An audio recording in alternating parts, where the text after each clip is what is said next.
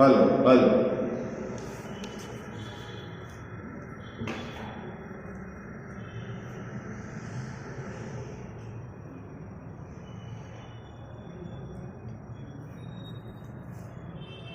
ओम नमः सिद्धेभ्यः। ओम नमः सिद्धेभ्यः। ओम नमः सिद्धेभ्यः। ओंकार बिंदु संयुक्तम नित्यं ध्यायन्ति योगिनः कामदं मोक्षदं चैव। ओंकाराय नमो। मंगलम भगवान वीरो मंगलम गौतमो गणी मंगलम कुंद कुंदायो जैन धर्मोस्तु मंगल। सर्वमंगल मांगल्यम सर्वकल्याणकारकं प्रधानां सर्वधर्माणां जैनं जयतु शासनं। जैनं जयतु शासनं। जैनं जयतु। इस भवतरु का मूल एक जानहु मिथ्या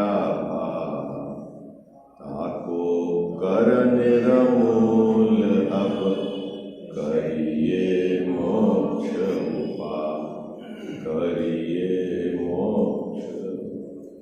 जय बोलो देव शास्त्र गुरु की जय।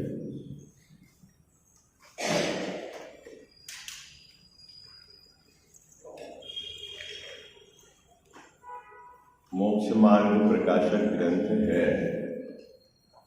7वां अधिकार जैन मिथ्या दृष्टियों के विपरीत श्रद्धान। उसके कारण यहाँ टोडरमल साहब ने क्यों विपरीत श्रद्धान पाया जाता है, 7 तत्व संबंधी उसकी किस प्रकार भूल पाई जाती है, उसकी यहाँ चर्चा है। प्रकरण अपना चल रहा था जैन मिथ्या दृष्टि के संवर तत्व संबंधी भूल किस प्रकार पाई जाती है। क्या प्रकरण चल रहा था अपना? जैन मिथ्या दृष्टि के संवर तत्व संबंधी भूल किस प्रकार पाई जाती है। जैन मिथ्या दृष्टि जो संवर नहीं है, जो संवर का कारण नहीं है, उसको संवर मानता है, किस प्रकार गड़बड़ी होती है, उसकी चर्चा यहाँ टोडरमल साहब ने की। आगम में समिति को उमा स्वामी महाराज ने संवर के कारणों में गिनाया है, लेकिन वहाँ 2 प्रकार का विभाजन है। एक बहिरंग कहो या व्यवहार समिति कहो, और एक अंतरंग या निश्चय समिति कहो। यह जैन मिथ्या दृष्टि व्यवहार समिति को निश्चय समिति मानता है। मुकेश भाई साहब क्या करता है? व्यवहार समिति को निश्चय समिति मानता है। मुनिराज के 28 मूल गुण के अंतर्गत जो आने वाली समिति है वो कैसी समिति है? व्यवहार समिति है। तो मुनिराज के निश्चय समिति क्या है कि उनकी अंतरंग वीतराग परिणति, शुद्ध परिणति, वह उनकी अंतरंग समिति है।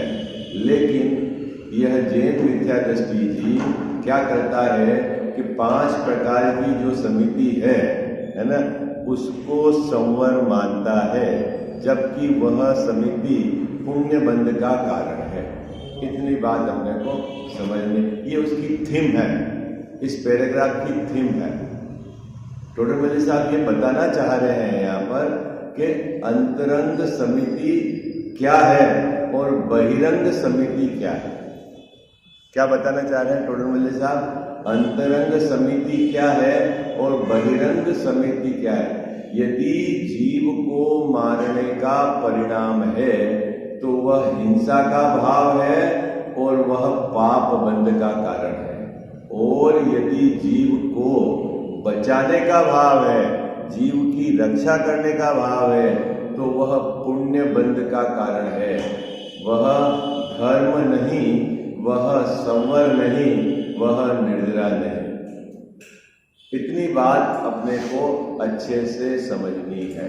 तो साहब संवर निर्जरा किससे होती है कि संवर निर्जरा जो उनकी परिणति में वीतराग धारा है, वीतराग दशा है, शुद्ध परिणति है, शुद्ध भाव है, कसाय के अभाव रूप जो शांति है, वह असल में संवर है, वह असल में निर्जरा है। इतनी बात अपने को समझनी है, ठीक है ना। और उसी बात को समझाने के लिए टोडरमल साहब ने यहाँ 2 पैराग्राफ उद्धृत किए हैं। एक पैराग्राफ पर अपन ने कल चर्चा कर ली थी, एक पैराग्राफ पर आज अपन विचार करेंगे। Page number 241। ग्रंथ सब अपने पास रखना। देखो पंक्तियां तो छोटी लिखी है लेकिन भाव बहुत है उसमें, है ना, भाव बहुत है, और आप समझने का प्रयास करना, है ना। शब्द बहुत छोटे लिए हैं लेकिन भाव बहुत है। देखो क्या, तो समिति कैसे होती है, पेज नंबर 241 ऊपर का पैराग्राफ। चाहो तो आपके साथ पुराने विषय से जुड़ना हो तो मैं पढ़ लेता हूँ, क्योंकि विगत 2 दिवस से उसकी अपन चर्चा कर रहे हैं। तथा परजीवों की रक्षा के अर्थ यत्नाचार प्रवृत्ति उसको समिति मानता है। कौन? जैन मिथ्या दृष्टि। बहुत सुंदर। सो हिंसा के परिणामों से तो पाप होता है, और रक्षा के परिणामों से संवर कहोगे तो पुण्य बंध का कारण कौन ठहरेगा? ये टोडरमल साहब ने प्रश्न खड़ा किया है। तथा ऐषणा समिति में दोष टालता है, वहां रक्षा का प्रयोजन है नहीं, इसीलिए रक्षा ही के अर्थ समिति नहीं। आप ये मानते हो कि जीव की रक्षा का भाव है वही समिति है, ऐसा नहीं है। निश्चित तौर पर समिति में जीव की रक्षा होती है, लेकिन मात्र जीव की रक्षा का भाव है वो समिति नहीं। बात पकड़ में आ गया क्या, है ना। कितनी सुंदर बात लिखी। अब आगे तो फिर प्रश्न है शिष्य का, वही टोडरमल साहब ने अपने उत्तर के साथ, तो समिति कैसे होती है? अब आप हमको समिति बताओ।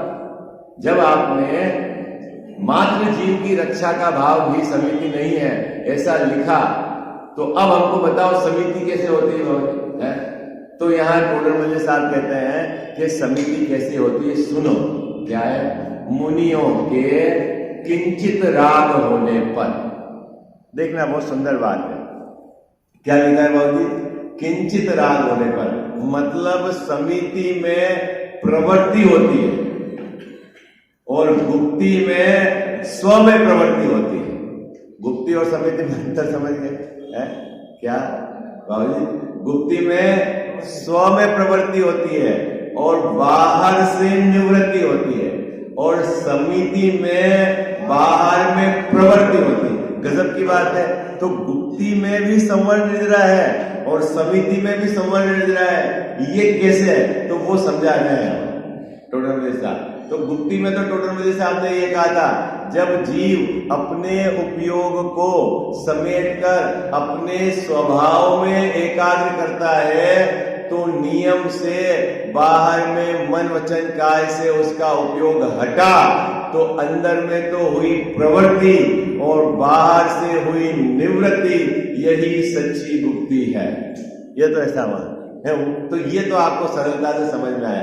अब ये है प्रवृत्ति हो रही है बाहर में, बाबूजी प्रवृत्ति हो रही है बाहर में, और फिर भी मुनिराज के संवर निर्जरा है, सो कैसे? ये समझना है अपने। प्रवृत्ति कहाँ हो रही है? प्रवृत्ति तो हो रही है बाहर में, ठीक है ना। और उसके बावजूद भी मुनिराज के क्या है? संवर निर्जरा है, सो कैसे? ये यहाँ टोडरमल साहब समझाए, ठीक है। तो पहली पंक्ति में इन्होंने क्या लिखा कि मुनिराज के किंचित राग होने पर क्या होता है, गमनादिक क्रिया होती है। गमनादिक में वो पांचों आप जो समिति है ना, सब समझ लेना। आदि लिखा है बाबू जी, गमनादिक है ना, तो पांच कब होती है मुनिराज के, कब होती है बाबू जी, राग, राग के साथ शब्द बोलो किंचित। किंचित मतलब थोड़ा, हाँ, बहुत हल्का, जोर का राग नहीं है। मुकेश भाई साहब समझे, अपने मुनिराज को अतिथि क्यों कहते हैं? असली अतिथि है वो, कि मुनिराज कभी भी कहीं भी किसी को डिक्लेयर डेट नहीं देते हैं कि मैं परसों वहां आ जाऊंगा, नरसों वहां हो जाऊंगा, 1 महीने बाद वहां, क्योंकि अगर उन्होंने डेट दे दी डिक्लेयर तो समझ लेना वो तीव्र राग है, फिर तो वहां जाना पड़ेगा, जाना पड़ेगा। तो नहीं, अभी मान लो नहीं जाना, चलना है तो भी चलना पड़ेगा, तो आप बंध गए। और दिगंबर मुनिराज बंधते नहीं है। क्यों, क्या क्या लिखा है, अल्प राग। आपको भी मतलब ये भी राग का पैटर्न समझ में नहीं आ रहा है आपको। मैं तो आपको अपने लौकिक उदाहरण देता हूं, राग का पैटर्न। बाबू जी 3 भाई थे घर में, ठीक है, तीनों भाई साथ में मिलकर भोजन करते थे, ठीक है जैन साहब, है ना। एक दिन भोजन में चटनी नहीं बनी। क्या नहीं बनी, क्या नहीं बनी, चटनी नहीं बनी, ठीक है। तो एक भाई ने थाली उठाकर फेंक दी। घर पे जो पत्नी और छोटे भाई मतलब जो बहू है ना, जो भी जो तैयारी करती, बोले तुम्हें इतनी समझ नहीं है, तुम्हारे पास घर पे क्या काम है कि तुम एक सामग्री भी टाइम से, तुम्हारे को सिर्फ 2 समय भोजन बनाना है, वो भी तुम व्यवस्था नहीं कर सकते हो, ये नहीं है, ये नहीं है, आज मेरे को खाना नहीं खाना है। क्या बाबू है, क्या फेंक के खाना नहीं खाया उसने, ठीक है। दूसरे ने क्या करा कि चलो कोई बात नहीं, चटनी नहीं बनी है, तो गया बाजार से सामग्री ले आया, धनिया मिर्ची, बोले चटनी बना दो, और चटनी। और जो तीसरा है, चटनी है तो सही, नहीं है तो सही, चटनी थाली में थी नहीं तो उसका विकल्प आया नहीं, और अपने खाना खाया और खा। तो 3 प्रकार की कसाय पकड़ में आती है कि नहीं आती है आपको? मुकेश भाई साहब, पकड़ में आती है कि नहीं आती तीनों की? यद्यपि इनकार किसी से नहीं था, यदि तीसरे की थाली में भी चटनी होती तो खा लेता, और नहीं थी तो नहीं है, उसका विकल्प नहीं आया। बात पकड़ में आई आपको क्या, है ना। अभी ये बहुत समझना, अपने यहां पर एक बहुत जबरदस्त कमी है। क्या कमी है कि देखो, भोजन में तो यत्नाचार पूर्वक प्रवृत्ति होनी, ये तो बिल्कुल बात अनिवार्य है, लेकिन आप आसक्ति का ध्यान नहीं रखते। किसका ध्यान नहीं रखते बाबू जी? अभी जिसको पापड़ की मर्यादा कितने दिन की, मुकेश भाई साहब 1 दिन, ठीक है। अब आज घर में आज ही पापड़ बने हैं, तो आज सुबह भी 3-4 खा लिए और शाम को भी 3-4, कल तो मर्यादा खत्म हो रही है। तो भाई आपने जीव की रक्षा की बात तो रखी, लेकिन आसक्ति, बाबूजी आसक्ति पकड़ में आती है ना, विशेष प्रकार का राग। भाई आपका शोध का भोजन बनाया है, ठीक है, तो आपने रूटीन में आप मान लो आधा लड्डू या 1 लड्डू खा रहे थे, आज आपने 2-3 शुद्ध है, ये तो शोध का है, मर्यादा का है। अरे भाई मर्यादा का है, लेकिन आसक्ति, बात पकड़ में आई। जैन धर्म में अनासक्ति पूर्वक भोजन होना चाहिए। तो साहब अनासक्ति पूर्वक कुछ भी खा ले, नहीं, पहले तो जीव की रक्षा यत्नाचार पूर्वक, वो तो आपको होना ही चाहिए मर्यादा का, लेकिन उसके आगे भी खड़ी है। आई बात समझ में क्या? विशेष राग, मुकेश भाई साहब विशेष राग समझे ना, उसके लिए सामग्री जुटाना, बनाना, करना, खाना, ये आसक्ति है तो खा लिया और नहीं है तो याद नहीं आया। ऐसा है बाबूजी, बात पकड़ में आई है? तो कहने का मतलब है मुनिराज के गमनादिक जो क्रिया होती है वो कब होती है? अत्यंत किंचित राग होने पर होती है। किंचित राग मतलब जैन साहब क्या कि इतना हल्का राग है, इतना हल्का राग है कि वो कभी भी टूट जाए। ठीक नहीं जाए तो ठीक। बाबूजी कितना हल्का राग है, कभी भी टूट जाए। आप समझो भोजन करने के लिए मुनिराज निकले, ठीक है, आचार्य भगवंत की परमिशन है और नियम लेके लिखे बाधा। इसका मतलब है कि निकले हैं तो इतनी भी राग नहीं कि अब तो मैं भोजन करके ही आऊंगा। आई बात समझ बाबूजी? वो नहीं है राग, ठीक है, होगा तो हो जाएगा, नहीं होगा तो नहीं हो जाएगा। और जहां बाधा मिली वहां पर नवदा भक्ति से देखा कि व्यवस्थित है तो गए, और इसी बीच में कोई बच्चा रोया और इधर मुनिराज का विकल्प टूट गया।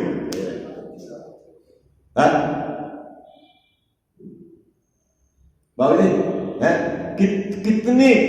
कितना राग, कितना उसको बोलते किंचित।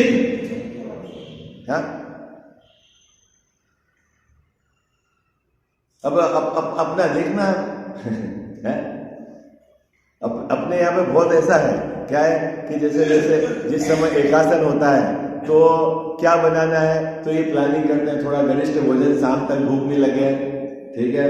और बाबूजी एक समय बैठ के खाना है तो भी चाय बिना चलता नहीं है, तो अपन को चाय भी बैठ के पी लेनी है, वही मंजन हो जाए, ठीक है। फिर एकासन ऐसा समय करना कि सुबह 10 बजे का है तो अपन दोपहर में 1 बजे खाओ तो इधर भी कवर हो जाएगा, इधर भी। तो क्या कर रहा है भाई, कर क्या रहा है ये तो समझा? हाँ, कर क्या रहा है तू? है मानसिक कसरत, शारीरिक अरेंजमेंट, ये क्या कर रहा है? उद्देश्य क्या है तेरा ये तो बता। है आसक्ति का होश नहीं है, सब मतलब क्या, कोई गोल नहीं है, सिर्फ मात्र बाहर की क्रिया करके ये मानता है कि मैं धर्मात्मा। भैया ऐसा नहीं है जैन धर्म।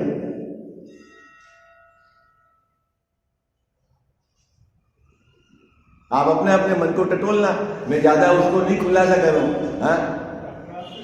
वो तो आप अपने को देखना है कि भाई क्या स्थिति है। यहां मुनिराज का क्या क्या कह रहे हैं? किंचित राग होने पर गमनादिक क्रिया होती है।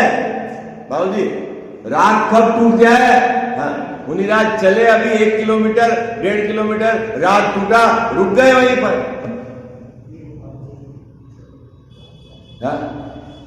फिर 2 दिन विकल्प नहीं आया तो नहीं चले। अब बाबूजी आप यदि समय निर्धारित कर दोगे तो चलना ही चलना है। अब 15 किलोमीटर रोज चलना है तो स्पीड से चलना है तो भी सब समितियां गड़बड़ हो जाएंगी यार। बात पकड़ में आई है?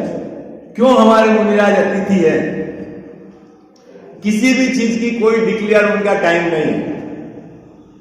क्या बाबूजी? कोई डिक्लेयर टाइम नहीं।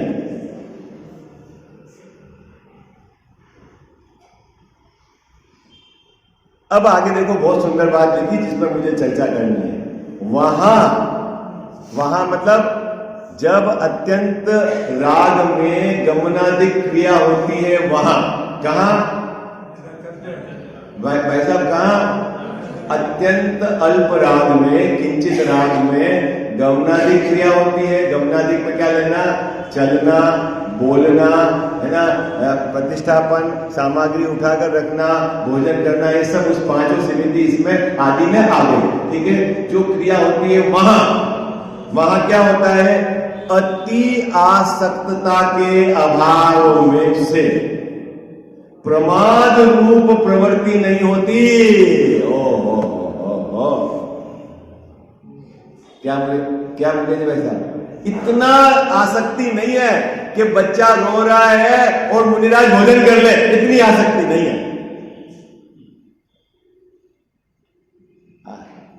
क्या इतनी आसक्ति नहीं है? कि बाल आ गया हो और मुनिराज भोजन कर ले। क्या बाबू, बात पकड़ में आई यार? इतनी आसक्ति नहीं है कि भोजन अगर मान लो ऐसा लगा तो 32 ग्रास से ऊपर हो जाए, ऐसा नहीं है। उसमें ठोस भी इतना रहेगा और लिक्विड भी इतना रहेगा, ऐसा बंटवारा है। 1/4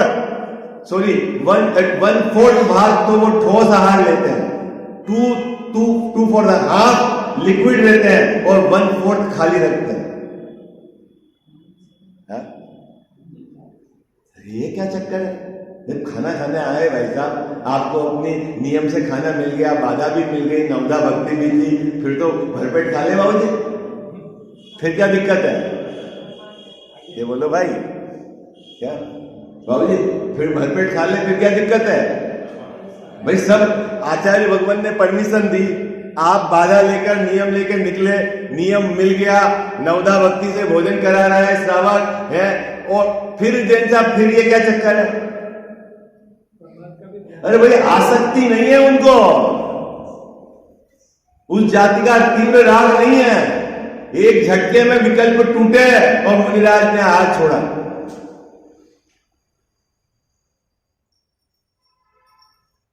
मुकेश जी भाई साहब, उनको अपने शुद्ध परिणति को सुरक्षित रखना और हर अंतर मुहूर्त में अपने उपयोग को स्वभाव में ले जाना, इस प्रकार की सावधानी बरतती है। वो इस सावधानी मतलब इसकी रक्षा रखते हैं, इस प्रकार का प्रमाद भी नहीं होता।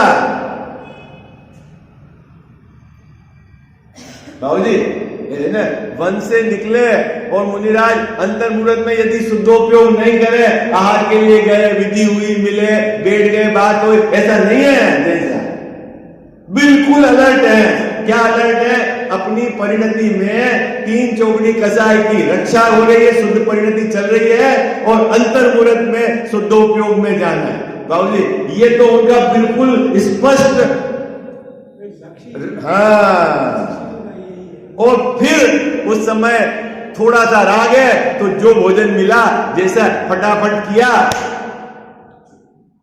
तो यहां कहीं की रक्षा हो रही। 2 प्रकार की बातें होंगी। क्या भोजन में अति आसक्ति नहीं है, एक। दूसरा, अपने स्वरूप में वीतराग दशा की सुरक्षा और शुद्धोपयोग में बिल्कुल उसके प्रति सावधान, उस प्रकार का प्रमाद नहीं है। यहां प्रमाद को 2 रूप से घटाना। क्या घटाना बाबू जी? प्रमाद को 2 रूप से। एक, अंदर में अपने स्वरूप में मतलब भूल जाए अपने स्वरूप में जाना, ऐसा प्रमाद नहीं है। और बाहर में कैसा प्रमाद घटाना कि इस जाति का भी प्रमाद नहीं है कि बाहर में बच्चा रोए, कोई जानवर चिल्ला रहा है और आप भोजन कर रहे हो, आप बिल्कुल ऐसा प्रमाद भी नहीं है। बात पकड़ में क्या घटाना है? वैसा प्रमाद मतलब कैसे घटाना है? अंदर में अपने आत्म तत्व की लीनता का, शुद्धात्म तत्व की भावना निरंतर चल रही है। दूसरा, अंदर उस प्रकार का प्रमाद भी नहीं है। और जब भी चलेंगे तो बात करके नहीं चलेंगे, देखेंगे तो 4 हाथ जमीन देखकर ही चलेंगे, ऐसा बाहर का प्रमाद भी नहीं है। आई बात समझ में? क्या बाबू जी, क्या कैसे घटाना इस प्रमाद को? कैसे घटाना? अंदर में अपनी वीतराग दशा को सुरक्षित रखते हैं। 3 चौगुनी कसाय का वो जो अभाव हुआ है उसकी सुरक्षा बरकरार है। शुद्ध परिणति उनके चालू है, जब वो विहार कर रहे हैं तब भी और जब वो आहार कर रहे हैं तब भी। और वो जो शुद्ध परिणति है वो संवर और निर्जरा है। बात पकड़ में आई है आपको? क्या जैसा? हाँ, सुरक्षा है।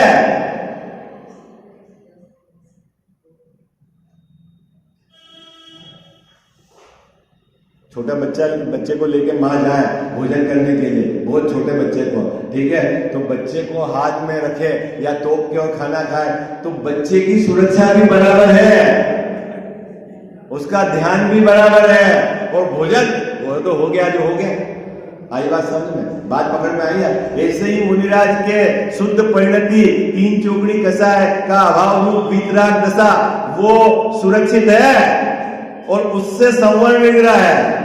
और जब वीतराग दशा सुरक्षित रहेगी तो उसके बाहर की प्रवृत्ति कैसी होगी, ये बाहर की 5 समिति बताती है। आई बात समझ में? क्या अजीत भैया बात पकड़ में आ गई क्या? जिसके अंतरंग में वीतराग शुद्ध परिणति है, जो हर अंतर्मुहूर्त में शुद्ध उपयोग में जाते हैं, हर अंतर्मुहूर्त में अपनी आत्मा में लीन होते हैं, उस जीव की बाहर की प्रवृत्ति भी इतनी सावधानी पूर्वक होती है कि वो जब भी कोई सामग्री उठाएंगे, रखेंगे, तो बिल्कुल जीव जंतु देखेंगे। सांप धूप से छांव में जाएंगे तो धूप के जीव को परिमार्जन करके पीछे से रख के फिर छांव में जाएंगे। ऐसा उनकी सहज प्रवृत्ति होती है। कैसी प्रवृत्ति होती है बाबूजी? सहज प्रवृत्ति होती है। वो बहिरंग प्रवृत्ति है, उसमें प्रमाद नहीं और अंदर अपने स्वरूप को भूले नहीं, अंदर का प्रमाद भी नहीं। अभी पकड़ में आई समिति किसको कहना? समिति किसको कहना समझ में आ रहा है? ये है पंक्ति मुनिराज की। इसको देखो पढ़ता हूं, अब आपको भाव पकड़ में आएगा। क्या? वहां उन क्रियाओं में, किन क्रियाओं में? जो गमनादिक 5 क्रियाएं हैं जिनको हमने समिति कही, उन क्रियाओं में अति आसक्तता। अति आसक्तता किसको? मतलब मूल काम भूल गए हो और उसमें ही लीन हो गए, ऐसा नहीं। अति आसक्तता मतलब बाबूजी, आप दुकान पे ग्राहक को बिठा के आए हो और यहाँ भोजन करने आए हो और ग्राहक को भूल जाओ और भोजन पे मग्न हो जाओ, ऐसा नहीं। वो बराबर ध्यान है ना? और इधर तो किंचित राग है, जैसा हुआ खाया और फिर भी अपनी आसक्ति ज्यादा है। जैसा हाँ हल्ला हो रहा है, कुछ भी हो रहा है, धांधू हो रहे हैं, तो भी फटाफट खा लेंगे। लेकिन मुनिराज के ऐसा नहीं है।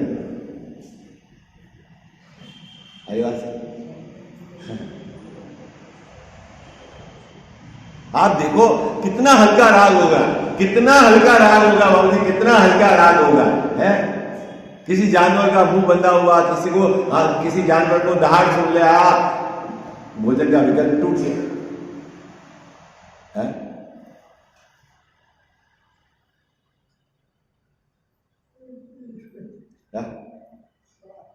आपने बहुत सावधानी पूर्वक बनाया हो, वो आपकी ड्यूटी है। और मुनिराज जब भोजन करते हैं तो सोधे हुए भोजन को सोधते हैं, वो उनकी जिम्मेवारी है। क्या करते हैं? आप जब आहार देते हो तो आप सोध के देते हो। अब आपने सोध लिया तो मुनिराज, वो आपकी ड्यूटी है। और मुनिराज जब भोजन करेंगे तो वो सोधे हुए को सोधेंगे, वो उनकी ड्यूटी है।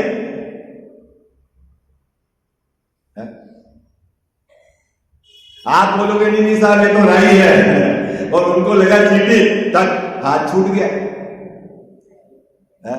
इतना राग नहीं है। वो क्या है, क्या मुझे वैसा कि वहां एनालिसिस करना है, राग टूट गया। चले फिर वन है। आप समझो तो सही क्या स्थिति है? किंचित मतलब समझ गए? किंचित आसक्ति बाबू है, अनासक्ति पूर्वक भोजन किया है। आई बात समझ में? जैसा और अपन कैसे भोजन करते हैं? 5 इंद्रियों को पुष्ट करते हैं। ठीक है, इस 5 इंद्रिय के देखो, मैं शुद्ध भोजन का विरोधी नहीं हूं, लेकिन शुद्ध भोजन करते समय भी आसक्ति का जोर है, ग्रद्धता का जोर है, तो अभी भी समझ लेना भी जोर है उधर का। आई बात समझ में? हाँ। अति आसक्तिता के अभाव से प्रमाद रूप प्रवृत्ति नहीं होती। कौन सी प्रमाद रूप प्रवृत्ति नहीं होती बाबूजी? अंदर में शुद्धोपयोग स्वरूप की लीनता भूल जाते हैं, ऐसा नहीं। और बाहर में 6 काय के जीवों की रक्षा नहीं होवे, ऐसा नहीं। गजब की बात है, इसको बोलते हैं प्रमाद रूप प्रवृत्ति। क्या कभी भी मुनिराज चलेंगे तो 4 हाथ जमीन देखकर ही चलेंगे, ऐसा कभी प्रमाद नहीं होगा कि इधर निगाह और कदम चलाए, ऐसा होगा ही नहीं। ऐसा होता तो है, होता है, इसका मतलब है समझ लेना मूल गुण खंडित है। अंदर में प्रमाद नहीं तो बाहर, यही बात ये पेचन जी बाबू ने मूल बात कही, अंतरंग प्रमाद नहीं तो बाहर में प्रमाद नहीं, ये बात है, मुद्दा है, वही है। ये है उनका अंतरंग में वितराग शुद्ध परिणति सुरक्षित है, तो बाहर में जो प्रवृत्ति होगी वो प्रमाद रहित ही होगी।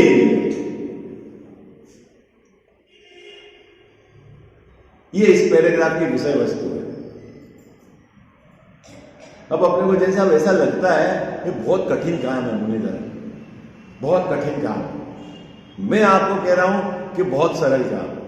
जो लक्ष्य कर लेता है उसके लिए बहुत सरल। कारण क्या है कि आपके उस जाति की लीनता हो तो काम हो जाएगा। आपने देखा होगा छोटी सी बच्ची इतनी सी रस्सी पे मस्ती से चलती है।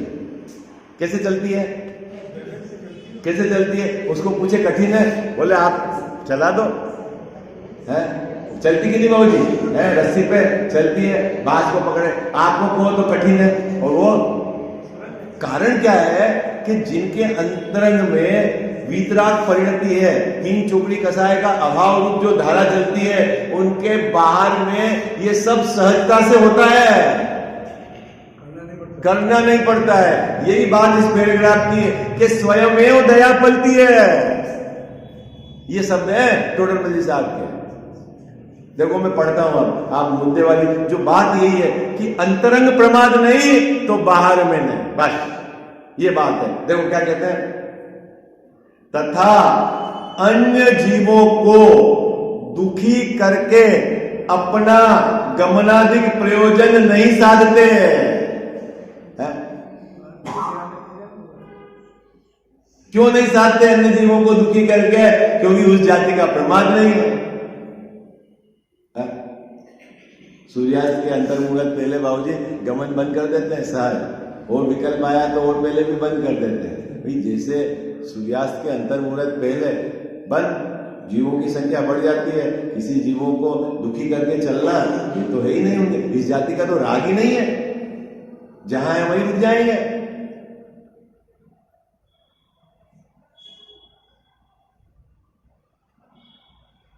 जीवों को दुखी करके अपना गमनाधिक प्रयोजन नहीं साधते, इसीलिए स्वयमेव ही दया पलती है।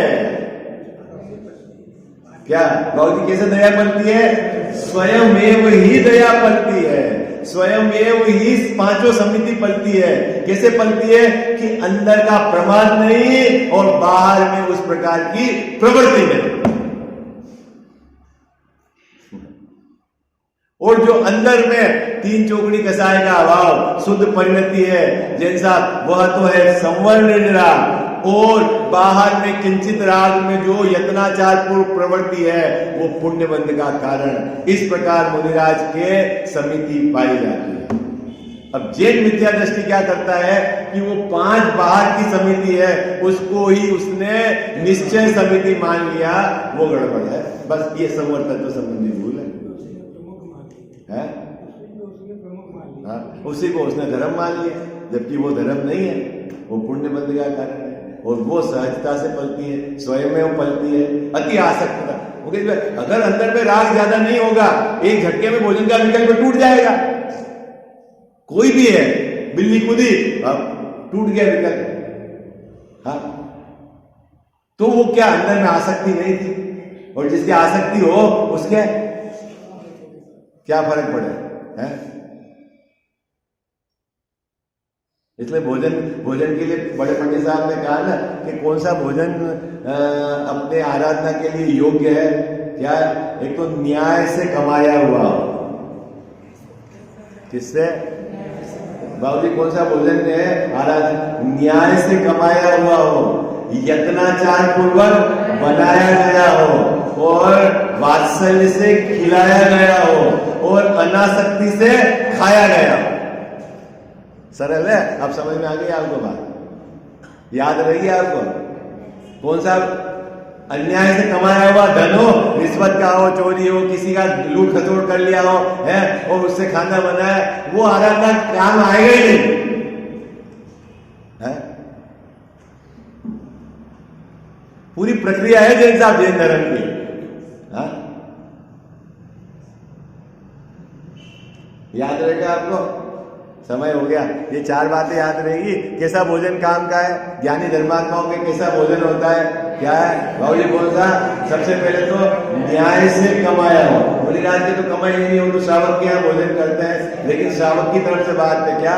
न्याय से कमाया हो और यत्नाचार पूर्वक बनाया हो, बिल्कुल सोच से, मर्यादा से, जीवों की रक्षा के भाव से सब कुछ है।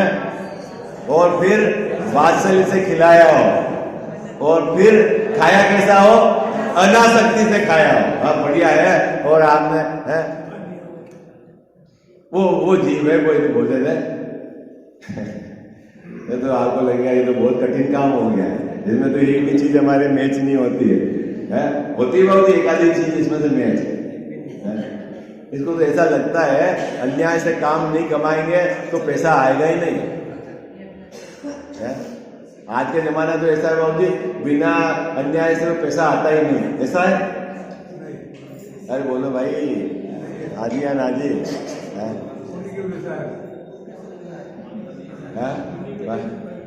दूसरा, अभी आजकल ऐसी धारणा हो गई मुकेश जी भाई साहब कि जो शुद्ध भोजन है इसमें ना तो विटामिन है, ना मिनरल्स है, ना B12 है, ना D है, न तो फिर कैसे काम चलेगा?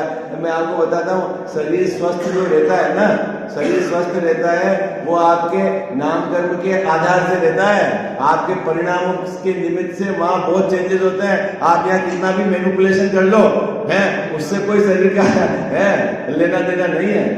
बाबूजी अपने सबसे 2 वैक्सीन लगा दी है, मुंह पे पट्टे बांधे हैं, लेकिन जो मुनिराज थे ना तो उन्होंने वैक्सीन लगाई है और ना मुंह पे तो भी सुरक्षित रहे कि नहीं रहे?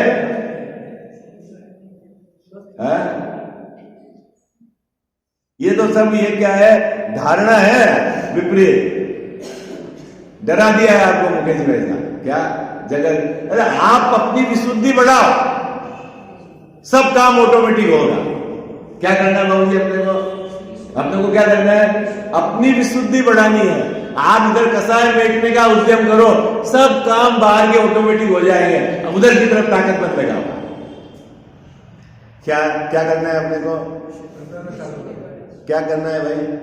आप कसाय को मेटने का उद्यम करो, अपनी विशुद्धि बढ़ाओ, अपने चित्त को सरल रखो, सत्य को ग्रहण करने के लिए आप अग्रेसिव और जितनी अपनी ताकत और पुरुषार्थ इस मार्ग में लगाओ, सब काम ऑटोमेटिक हो जाएंगे आप। और उधर की जितना विकल्प करोगे सब में अड़चन आने वाली है। मिथ्यातम नाश वेकु ज्ञान के प्रकाश वेकु आपा पर भाषा वेकु भानु सी बखानी है। छहु द्रव्य जान वेकु बंध विधि भान वेकु स्वपर पिछान वेकु परम प्रमाणी है। अनुभव बताय वेकु जीव के जताय वेकु काहू न सताय वेकु भव्य और आने हैं। जहाँ तहाँ तार वेकु पार के उतार वेकु सुख विस्तार वेकु यही जिन वाणी है। जावाणी के ज्ञान ते सूझे लोकालोक सो वाणी मस्तक चढ़ो सदा देत हूँ धोख।